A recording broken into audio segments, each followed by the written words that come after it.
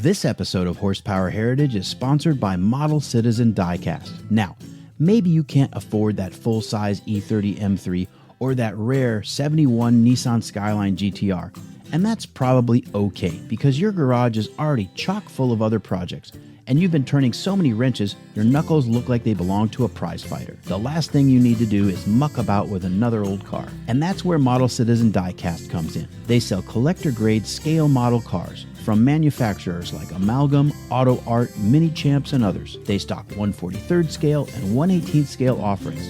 From street cars to race machines, from pre-war classics to brand spanking new cars, Model Citizen Diecast has something for just about every interest and price range. Shop their online catalog at modelcitizendiecast.com or check out their Instagram page at Model Citizen Diecast. Model Citizen Diecast, because your inner child still wants to play with cars.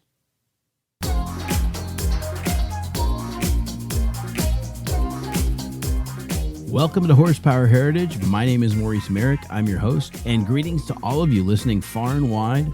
Shout out to Mount Pleasant, South Carolina, Vienna, Virginia, Hamilton, Montana, Avon, Colorado, Newport Beach, California, Montreal, Canada, Mexico City, Auckland, New Zealand, Dublin, Ireland, Maidenhead, England, Lisbon, Portugal, and that's just to name a few of the places you're listening from on this big blue ball. Thank you for listening, and don't forget to tap that 5-star rating and leave me a review.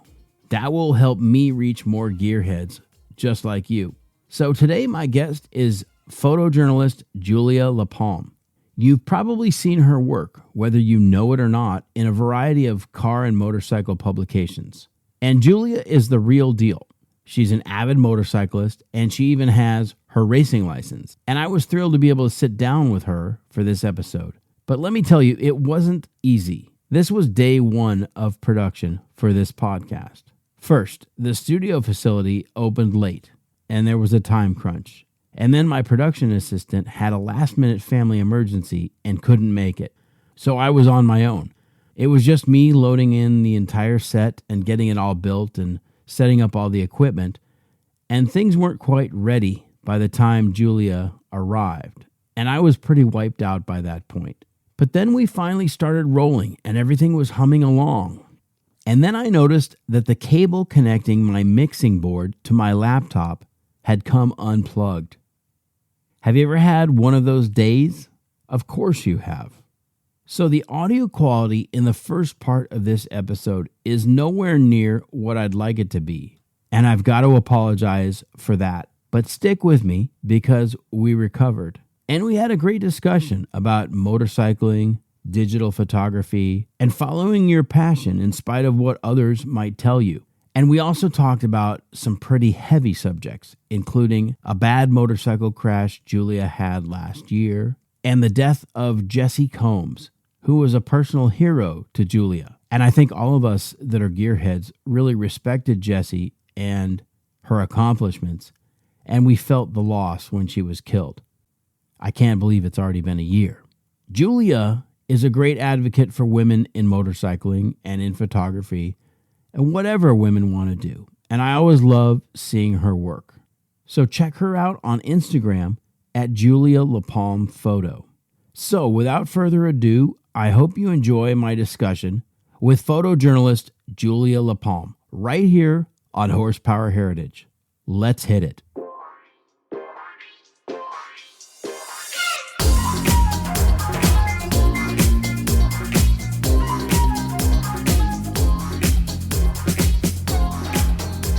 Welcome to Horsepower Heritage. My name is Maurice Merrick, and today my guest is photojournalist Julia LaPalme. Julia works at this point exclusively in the automotive and motorcycle space, although she's got talent beyond there. You may have seen her work in publications such as Motor Trend, Cycle World, Automobile Magazine, pretty much everywhere. Julia, thanks for being here. Thanks for having me. How would you describe motorcycling for you in terms of its appeal, how important it is to you in your life? Because I can only speak for myself, but once you get bit with that bug, you can't let go. No, exactly. The easiest way I can describe it to people is moving meditation. Absolutely. Yes, very good. And it is a bit of an addiction. It feeds a little bit of an adrenaline addiction for myself. I do have a little bit of a thrill seeker in me, and motorcycling is just one avenue of that. But yeah, it's definitely a moving meditation. I feel like I get some of the same mental and emotional health benefits from motorcycling as I do from, say, yoga or meditation. And, obviously it's a little riskier, but that's what makes it fun too. Right. So that's how I try to describe it to people. Yeah, I think that's a great encapsulation. For me, it's a lot like surfing. Mm-hmm. When I'm on the bike, I am so focused Mm-hmm. on what's going on around me, Mm-hmm. how the bike is handling the road, what threats are emerging in front of me, behind me, whatever. Yeah. And just the pure machinery of it, Mm-hmm. that connection, all of those things combine. And what happens is that my mind is only thinking about motorcycling. Exactly. So yes, the meditation description is very good. Yeah. And motorcycling is such an intense experience. Yeah. Even just, you don't have to be going fast. Right. You don't have to be doing anything crazy. Right. Is there a type of motorcycling that you favor, like something that you, I have a feeling I know what you're going to say, which is like dual sport or Yes. adventure bikes. You know it. Yeah. Yes. And in my position as a motorcycle journalist, I've had the opportunity to try out a little bit of everything. I have my racing license on a sport bike. I've ridden cruisers. I've ridden sport touring bikes. I've ridden everything, dirt bikes and dual sports and ADV bikes. And yes, you're absolutely right. The dual sport, maybe even scrambler or ADV bikes are definitely my new favorite because they don't limit me. They can do it all. They let me do it all, and it's not. I'm under no false impression that a dual sport or an ADV bike is going to perform as well carving the corners as a dedicated sport bike, or is going to perform as well crawling through a technical dirt trail as a nice lightweight dirt bike. But to me, a jack of all trades is good enough, because I don't consider myself such an advanced rider that I need the absolute best tool for either one of those jobs. I love the versatility. Yeah, I love the versatility. That's exactly it. Yeah. I think we both know that motorcycles tend to multiply. Yeah. They're kind of like gremlins. That's so true. But yes, the dual sports are fantastic. It's amazing how that segment has exploded. Yeah. How would you account for that? Social media, I think, has a lot to do with it, like many trends now. Sure. But I think also, and tell me if you think I'm right, but motorcycling, the motorcycle sales were declining in the U.S. for a long time. Sure. And that segment has really revived motorcycling in America. Yeah. You agree? I agree. Yes, I do agree. And I think it's for similar reasons as to why it's one of my favorite genres, is because it doesn't limit you to pavement or dirt. You can do a little bit of both. I think motorcycle sales declined because of our financial recession, and so many folks within the millennial generation and Gen Z after them, Gen Y and Z after them. We've run out of the alphabet. Exactly. What's Now we next? have to go back to the beginning. Now it's double A. Double A. Who knows? So, there are so many financial strains on these younger generations. Buying a new motorcycle is not really within the budget when you're drowning in student loan debt and houses are too expensive to rent and buy. So a lot of times that forces people to only have one motorcycle, Right. if they can have any at all. God, deprivation. Exactly. So I think that has sort of pushed people into finding a bike that can be a little bit of everything for them, that can sort of scratch all of those different itches and not just be dedicated to one thing or another. Young people are living their lives a bit differently than our parents did, or even perhaps as we do, in that they're marrying much later, if they do at all. Mm-hmm. They're putting kids aside. Yep.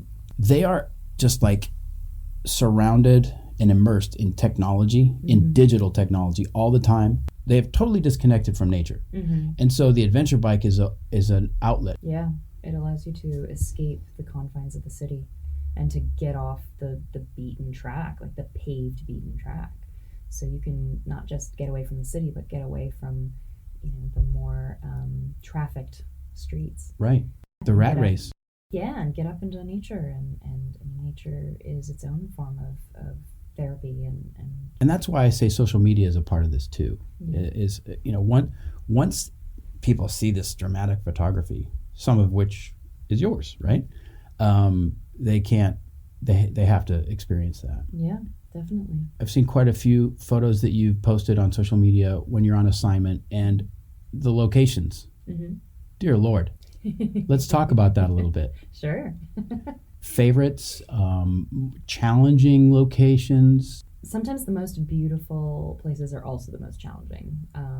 The desert, especially when it comes to car photography, the desert provides oftentimes the cleanest sky, which is essentially our outdoor softbox for those big, plates of sheet metal that we're trying to photograph. So the desert is a gorgeous place to photograph, but it's also very challenging. The weather and the temperatures and the critters and the plants are all sort of fighting for their lives and can do so a little violently at times. Absolutely. Walk away with a cactus spine in your in your leg, or gotta keep an eye out for the rattlers and all that sort of thing. I would say the most exciting location I've been to, it's a toss-up between Australia and South Africa.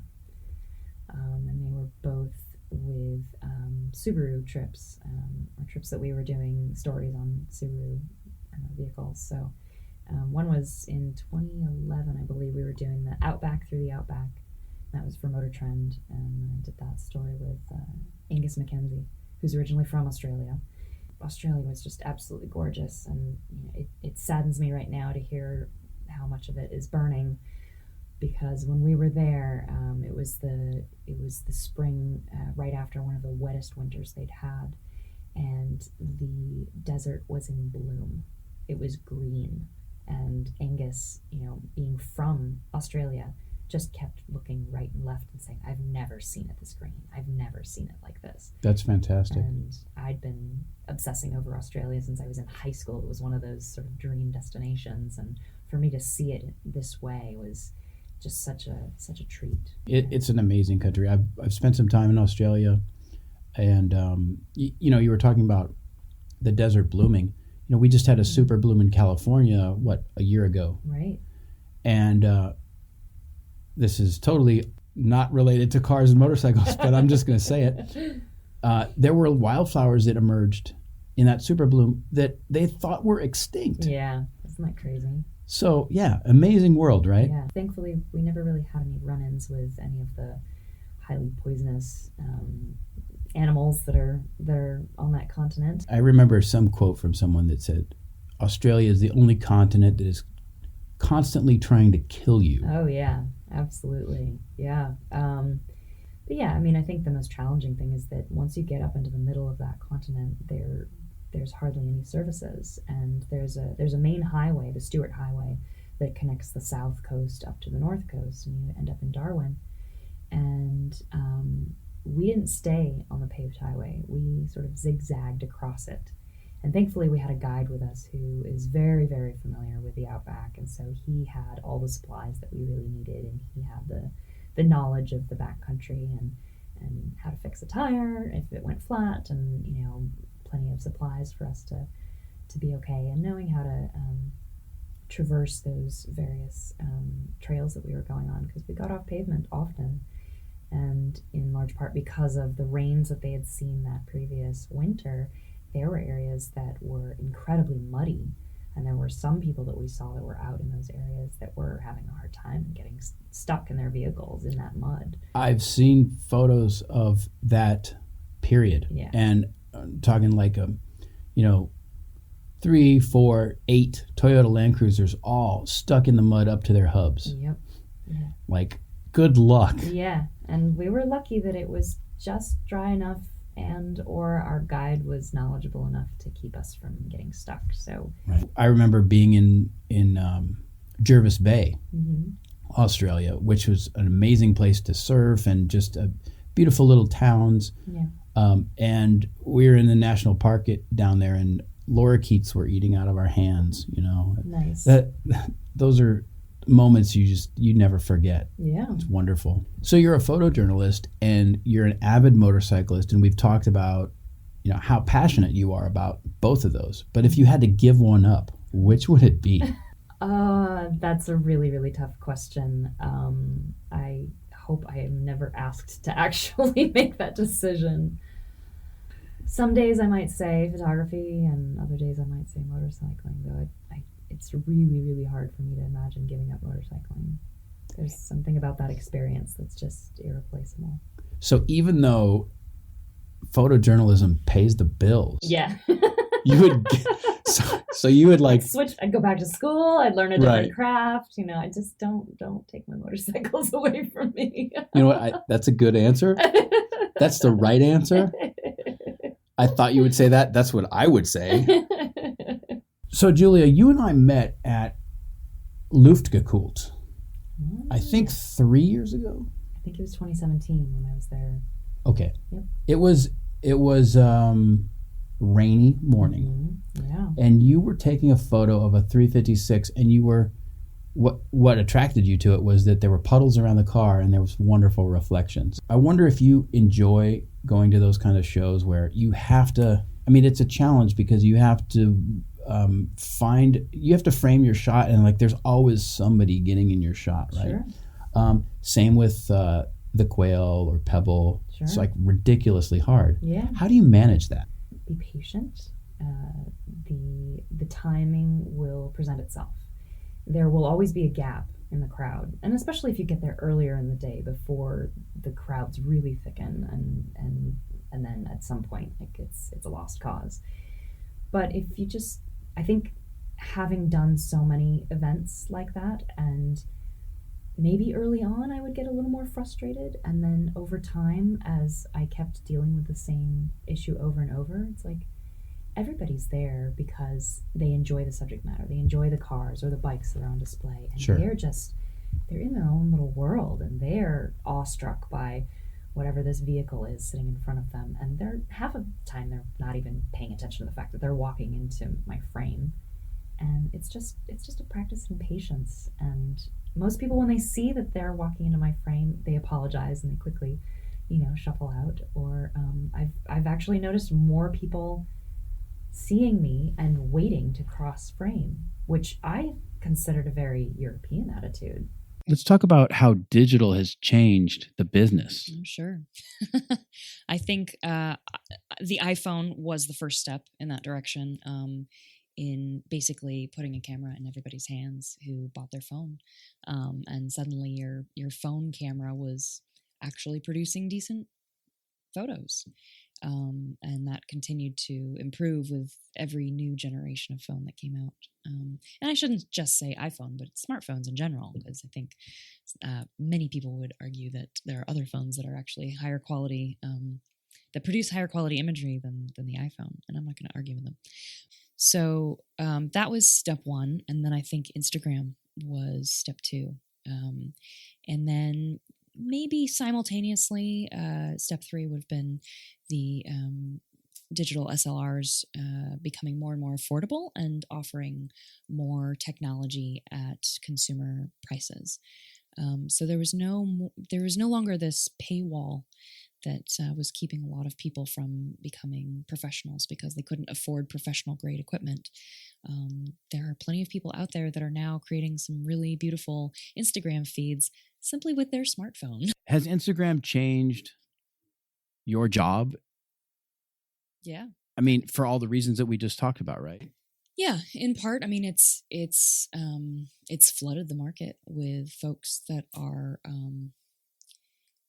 are clearly talented. They have an eye, whether they would have been able to make it 20 years ago when you had to have more of a technological knowledge base to perform as a professional photographer or not is sort of beside the point at this point, because they clearly have a creative eye, and they're figuring out ways to execute their vision, whether it's with their smartphone and or through Photoshop or what have you. Honestly, your work speaks the loudest, more than anything else, I think. And I know more and more photo editors are finding photographers through Instagram. And so you have to have a strong Instagram portfolio to catch the eye of clients that you want to work for. It forces me to be a little more on point as far as advertising my skills on almost a daily basis, having to post things more often to keep myself in everybody's. You have to up your game. Yeah, and totally. It's good. It is good. It can be a real hassle, right? Yes, absolutely. But ultimately, it's good because it makes you push yourself. Exactly. It keeps. It does not reward those who become complacent. Right. Yes. Well, we're going to take a break, but we will be right back with Julia LaPalme on Horsepower here.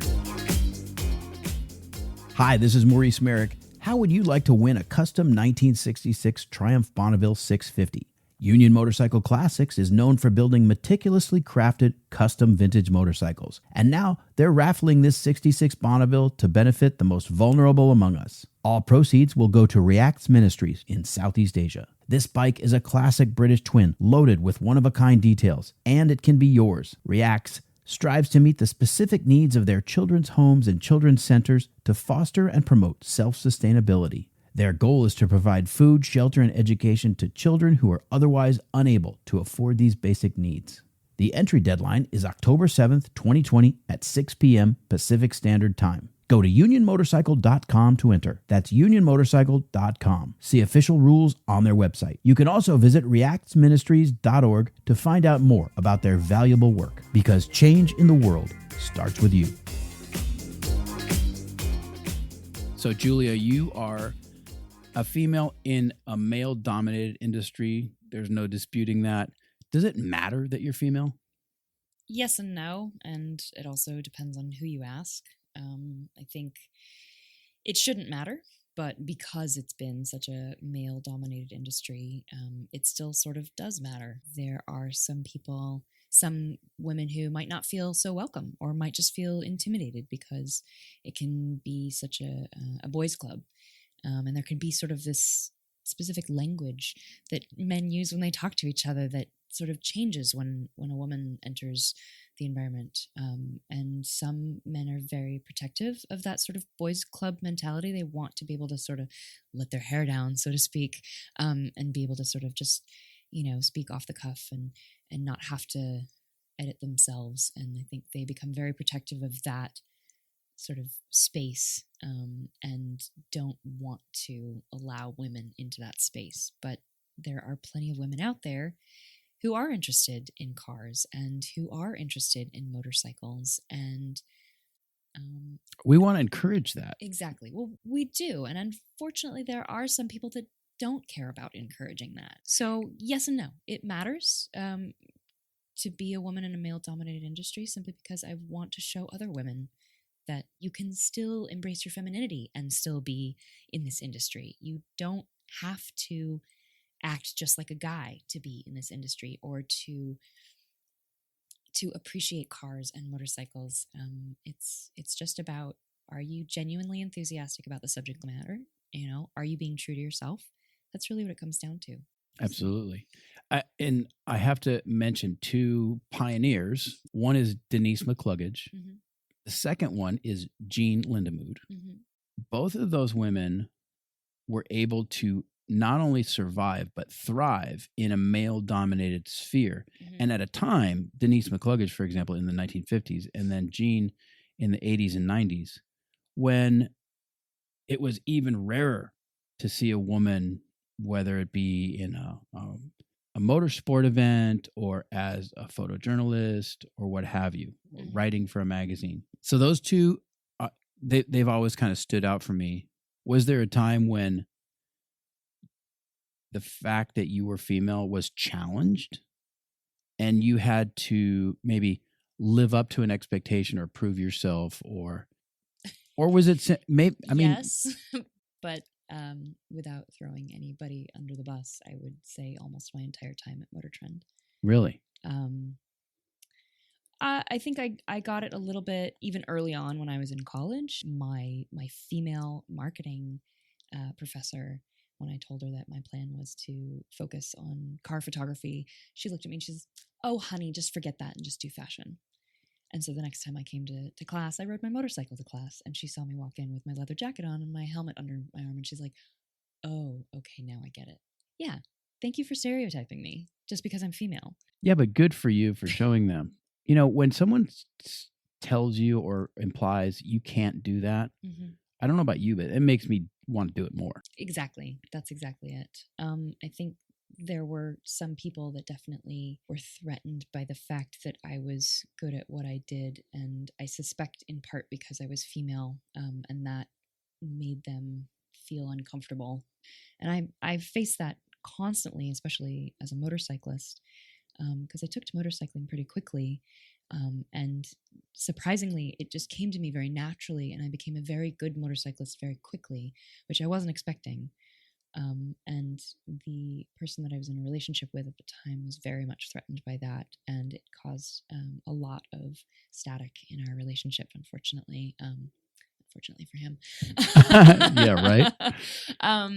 It's hard for me to specifically pinpoint when people were bothered by me simply being female or bothered by my perhaps sophomoric attitude walking into a job or an industry thinking that I knew just enough to know everything, and maybe having a little bit of an arrogance that needed to also be sort of put in my place, and I needed to take the time to climb the ladder.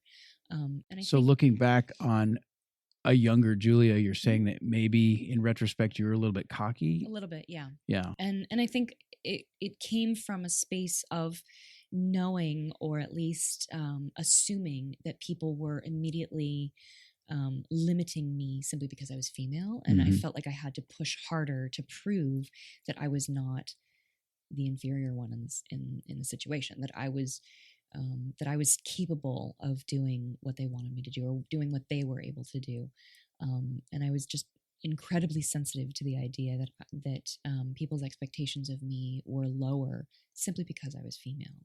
And so yeah, I would get a little cocky, or at least kind of put on that facade, just to feel like I always had to prove myself. And sometimes it backfired, because, and as a new person stepping in and coming in to a situation where there are people who've been working 5, 10 years, 20, 30 years previous to you, and waltzing in and acting like you're entitled to as many opportunities as they are when you haven't put the time in, that would put anybody off.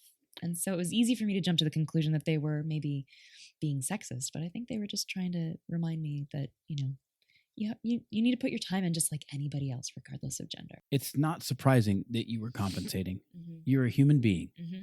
You're going in with a certain idea of what that workplace may be like for a female. Yeah. Totally understandable. Mm-hmm. But it's also good that you can look back and be self-reflective. Sure. I mean, we can't grow otherwise, right? I was just going to say that. So let's shift gears a little bit. And I want to talk more about technical stuff again. Okay. Back to motorcycles. How about that? Sounds great. Let's talk about e-bikes, because this is the next big thing. Mm-hmm. Suddenly they are all over the place. I know it. It's exciting. Yeah, it is exciting. I mean, seamless acceleration, effortless, amazing response. Mm-hmm. What has been your experience so far? So electric motorcycles, I've ridden, I think, just a couple, unfortunately. I haven't had as many opportunities as I'd like to ride all of them. But don't worry, they'll come. Yes, certainly hope so. But the latest one that I rode was a custom build by 3 guys that were former employees of Alta. which has since shut down. And so they had a battery pack from an old Alta motorcycle, and they built a flat tracker style bike, and they run under the name now of Blatant Motorcycles, or Blatant Moto. Are they here in Southern California? No, they're up in the Bay Area. Okay. Yeah. And so they brought their bike down for the OG Moto Show, and I was doing a photo shoot of their bike, and they gave me the opportunity to ride the bike, which rarely ever happens when I'm just there to do a photo shoot or write a story, unless it's actually like, a first ride review, especially when it comes to custom motorcycles. I mean, this is a one-off, right?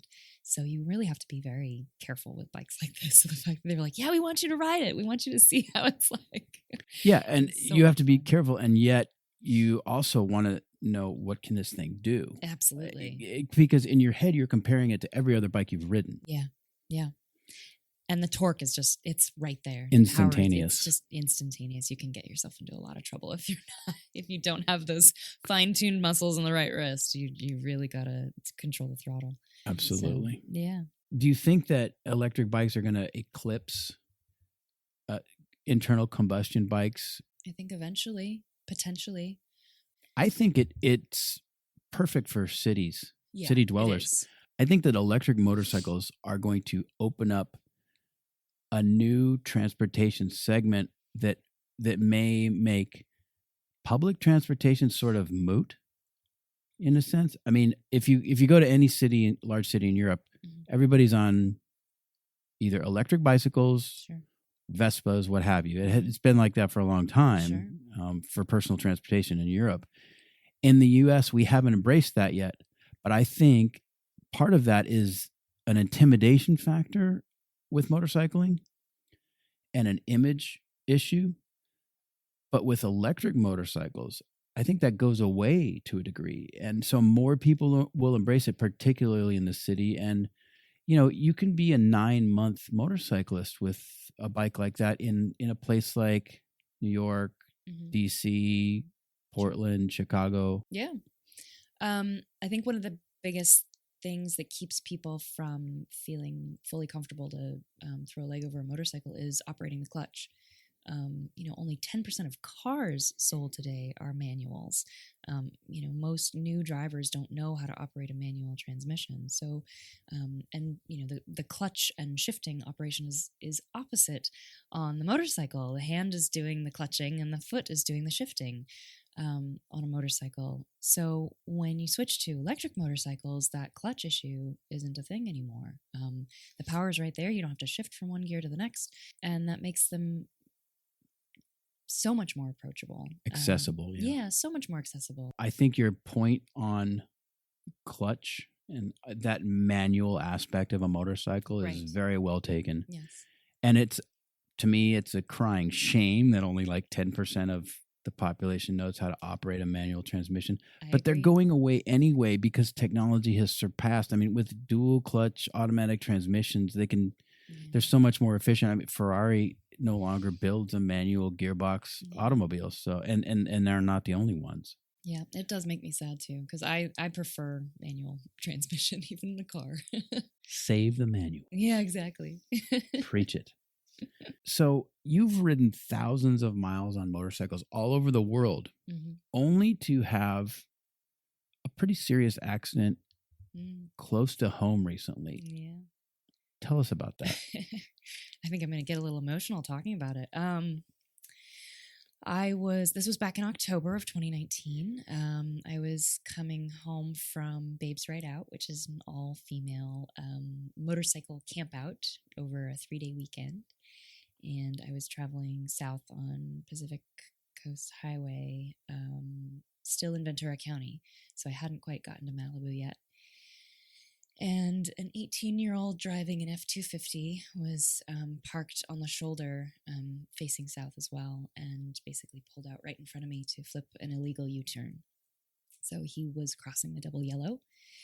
I basically T-boned him at anywhere from 40 to 50 miles an hour. I don't know because I wasn't staring at my speedometer when I made impact with his truck, but the impact was so great that it snapped the fork legs off of my Triumph Street Twin. I sustained a concussion. Both my shoulders are a little messed up, dealing with some rotator cuff injury. My left hand is still a bit tweaked. I ended up with 5 stitches on my chin and 7 stitches on my knee. But miraculously, I didn't break a single bone, which just doesn't seem possible. I know, it doesn't make any sense to me. So yeah, it was quite traumatic. My friend Christina was with me, thankfully, and she witnessed the whole accident, and she said that when she finally parked her bike and got off and approached me, I was laying on the ground and my eyes were open and I was babbling incoherently, and I have no memory of that. So I don't have memory of the actual impact with the truck up to about 20 minutes after. And the next thing I do remember is the EMTs being, surrounding me and trying to pull my helmet off and starting to cut every single piece of clothing off of me that I was wearing. It was traumatic, and it was one of those situations where there was nothing different I could have done. I braked as strongly as I possibly could, and thankfully, that Street Twin's got ABS, and so it didn't lock up, and I didn't low side, but instead we just impacted the truck. 2 things come to mind, Julia. One is it's a blessing that you don't remember. Yeah. Those are, traumatic events like that are tough. I've rolled 4-wheel drives before off-road, and I still get nervous on side hills. Yeah. Can't help it. Sure. As much as my rational mind tells me I'm okay, just a little bit of feeling of a side hill gives me this, my heart starts to race. Yeah. That's number 1. Number 2, you were able to scrub enough speed off, thankfully, that it wasn't worse. Yeah. And I'll add a third thought, which is that no matter how careful we are, no matter how good we think we are on the bike, no matter how much protective gear we wear, there's always that element of the unknown that can, reach out and bite you. And I must tell you, when I saw that you had been in this accident, my heart sank. Sure. I thought, oh my God, I hope she's okay. Yeah. I was so glad to hear that you were, and you and I talked about the effects of a closed head injury and how subtle changes can happen, and you just need to be aware of subtle things that are just not right, like memory or depression or whatever. And I hope that was helpful to you. You seem to be recovering just fine. I feel like I'm recovering just fine, miraculously. I mean, I spent a full week in bed with the blinds drawn in my bedroom because I had such gnarly headaches and I had such high light and sensitivity that I just had to stay in bed with my eyes closed for a full week straight. Yeah. And I mean, I've experienced side effects from the concussion, and I still catch myself with small indications of side effects from the concussion, including a little bit of insomnia. But yeah, all things considered, I'm grateful to have essentially walked out of the ER. It's amazing. 6 or 8 hours later. It tells you a lot about the technology of motorcycles, the effectiveness of our protective gear now, and also obviously the trauma system and how fantastic our medical science has progressed for trauma victims. I'm just so happy that you are basically back to normal and fully functional, and it's amazing. Thank you. Thank you. I am too. And I think it really speaks strongly to the importance of wearing the appropriate protective gear. I think there are too many riders out there who will buy a leather jacket and remove the armor because it feels too clunky, or they don't like how bulky it looks on them. And I just, God, I want to be this at-gat preacher, all the year, all the time, to just constantly preach that message that, Kevlar might save your skin, but the armor is going to help save your bones. I'm an at-gat practitioner myself, and I see other motorcyclists kind of look at me like, dude, it's like June 15th and you're wearing full leathers. Yeah. And to me, I would rather sweat then get a skin graft. It's Yep. just that simple. So Ari Henning used to put it, I would rather sweat than bleed. absolutely. I think we would be remiss if we didn't acknowledge a friend of yours who was a pioneer in so many ways. And unfortunately, we lost her last year. Yeah. And I'm talking about Jessie Combs. Yeah. For those of you who do not know, Jessie was attempting a land speed record in the Alvord Desert of Eastern Oregon. And unfortunately, her car disintegrated. You'd clicked. We had clicked. Yes, that's very true. And so it wasn't like you were besties, but nevertheless, she was an important person to you, and you guys had an affinity. Yeah. I first learned of Jessie when she first had her stint on Mythbusters. And the more I've learned about her, especially since her passing and writing a few stories about her, the more I realized that her career and my career were sort of paralleling each other. We had a similar timeline as far as our trajectory into our careers. I loved what she represented. I love what she represents. And she has become so important to so many women in the motorcycling world and the car world, in the welding world and in the off-roading world, all the spaces that she excelled.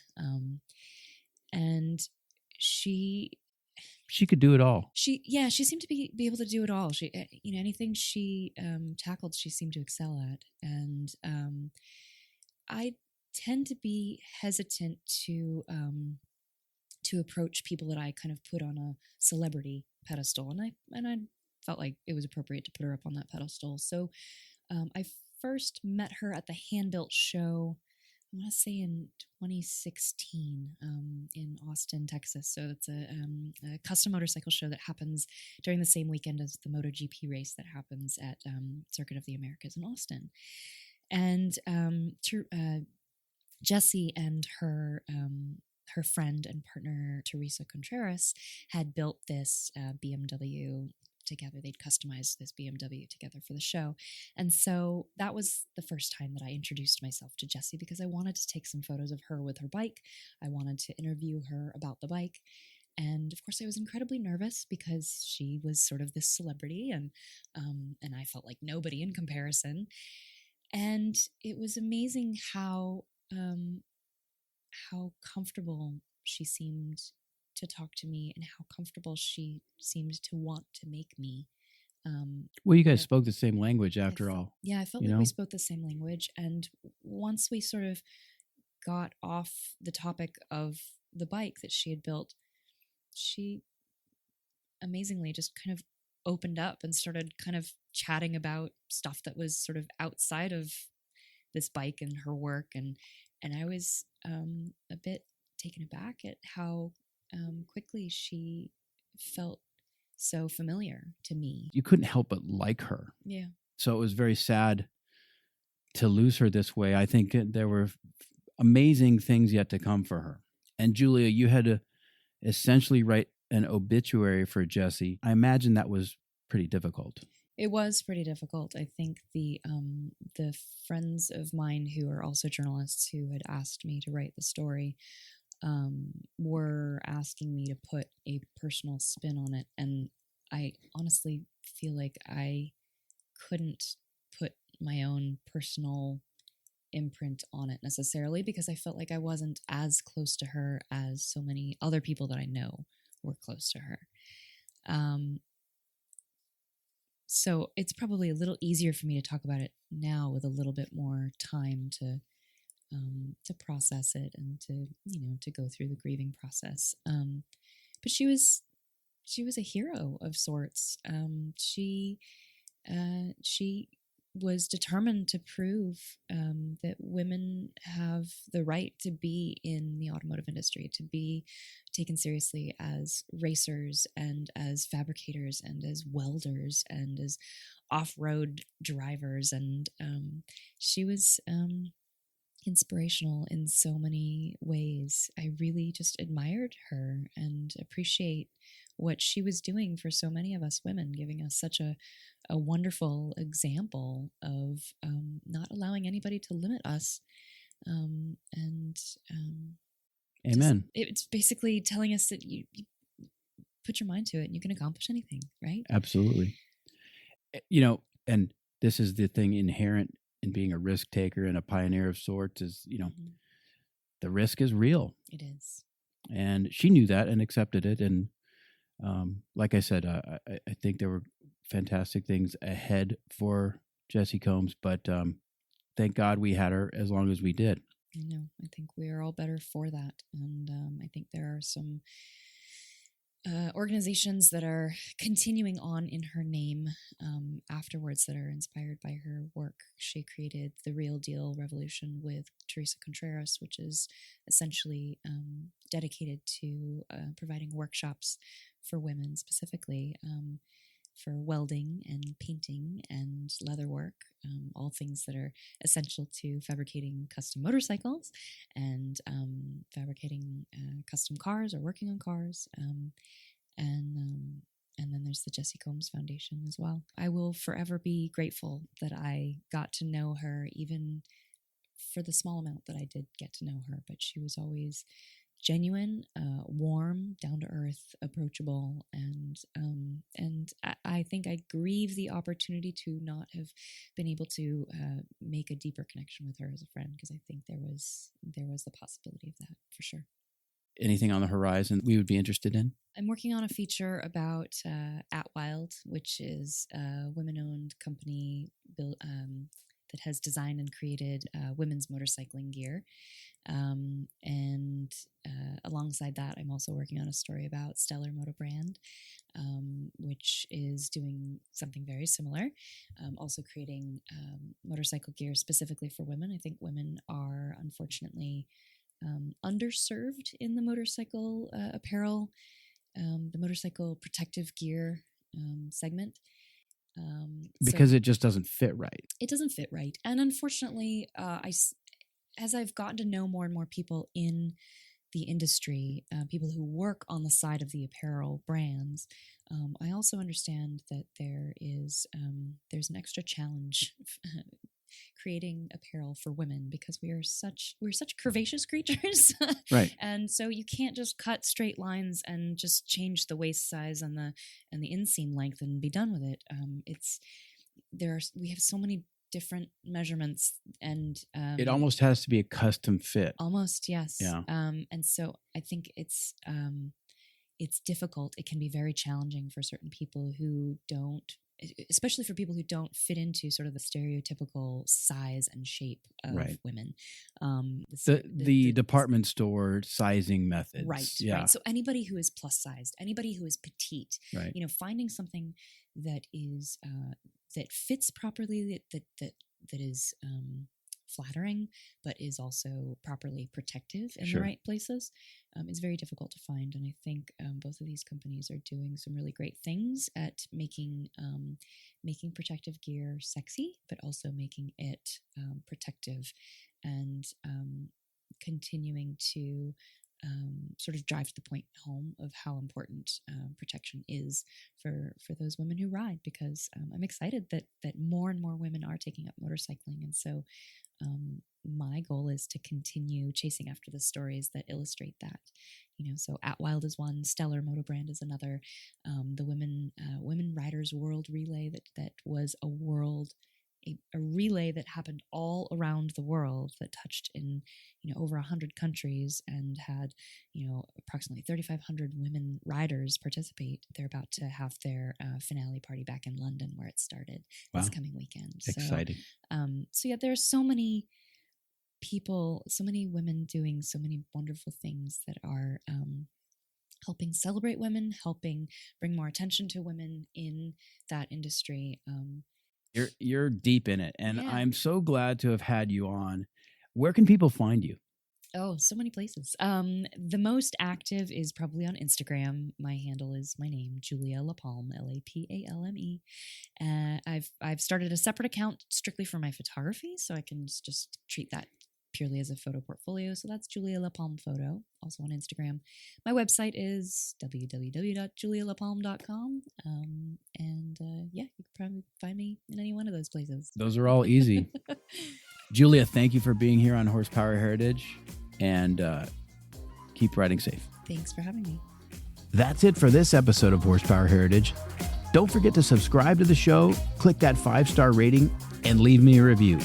All of those things will help me reach more gearheads like you. Until next time, I'm Maurice Merrick. Thanks for listening.